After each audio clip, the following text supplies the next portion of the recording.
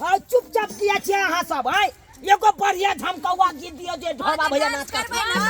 हां नाच करबे थोय नचबे में लालमुनिया जी से हो नाचता थी अरे आबो न हो हिला के यो हम वाला गबला पिया हो हम वाला गबला पिया हो यो हो हम वाला गबला पिया हो जमुना ला गबला करे ना गबला पिया हो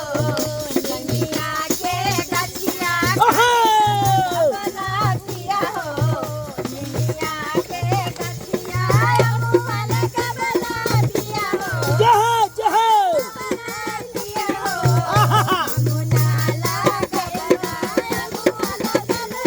हिला के भैया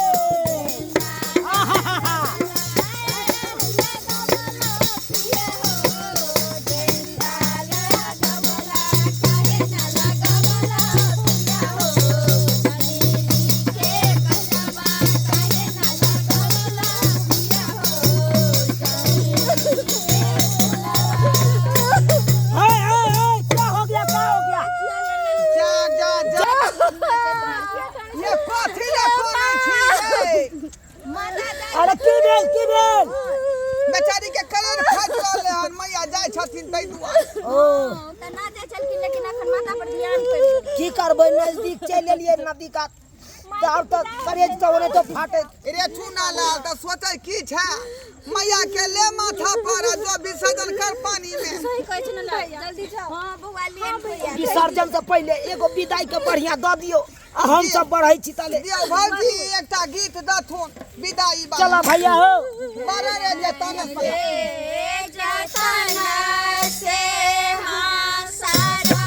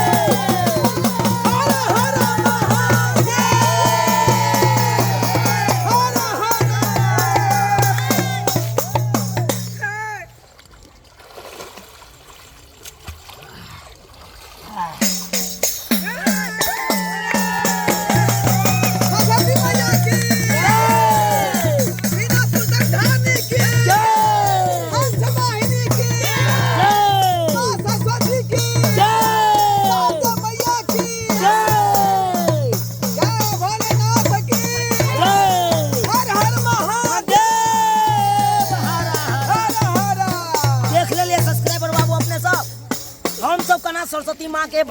विसर्जन करिए तो नहीं तो अहों सब तन मन से पूजा पाठ करब आ बढ़िया से श्रद्धा भाव से अहाँ सब विसर्जन मैया के करब। तो हम उसके भाषण के वीडियो केहन लागल अहाँ सबके, अगर नीक लागल तो शेयर करब, लाइक करब, कमेंट करना नहीं भूलब आ चैनल के सब्सक्राइब करना से नहीं भूलब।